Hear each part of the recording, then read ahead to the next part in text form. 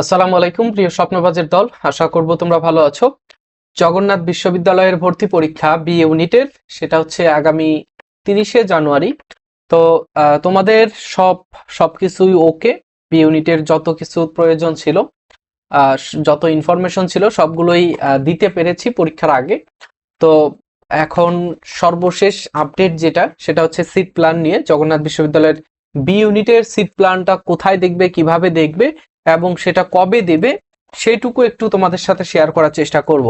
দেখো, এই স্ক্রিনের দিকে একটু লক্ষ্য করো। বি ইউনিটের এখানে একজনের আইডিতে আমি লগ ইন করেছি। লগ ইন করার পর এরকম ইন্টারফেস আসে। এরপরে হচ্ছে তোমার এই যে বি ইউনিটের আবেদন করেছে ছেলেটা, বি ইউনিটের আবেদন করেছে, এইখানে দেখবে একেবারে সোজাসুজি একেবারে শেষ প্রান্তে এইখানে দেখো সিট প্ল্যান লেখা আছে। সিট প্ল্যান লেখা আছে, এই সিট প্ল্যানের নিচে এইখানে সিট প্ল্যানটা দেওয়া থাকবে। ঠিক আছে, সিট প্ল্যানটা এখানে দেওয়া থাকবে। অথবা আরেকটা পদ্ধতিতে তুমি সিট প্ল্যানটা দেখতে পারো।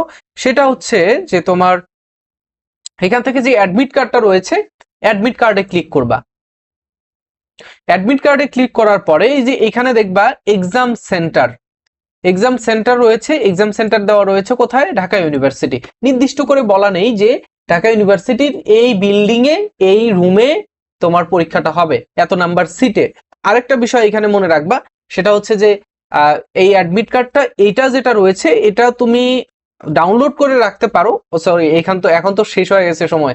এখন হচ্ছে তোমার আজকে হচ্ছে 27 তারিখ, 25 তারিখে সময় শেষ হয়ে গেছে।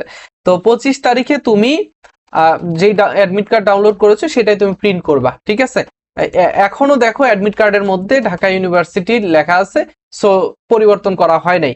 সো এটা হচ্ছে সিট প্ল্যান তোমার অ্যাডমিট কার্ডের মধ্যে, হয়তো বা অনেকের দিয়েছে অনেকের দেয় নাই।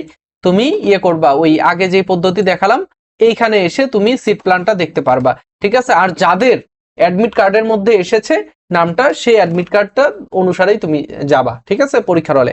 তো এই হচ্ছে তোমাদের বি ইউনিটের মোটামুটি আলোচনা। আর বি ইউনিটে যারা ভর্তি পরীক্ষা দিচ্ছ, তোমরা শেষ সময়ের জন্য আমাদের পরীক্ষাগুলো দিতে পারো। 10টা পরীক্ষা, 11টা পরীক্ষা।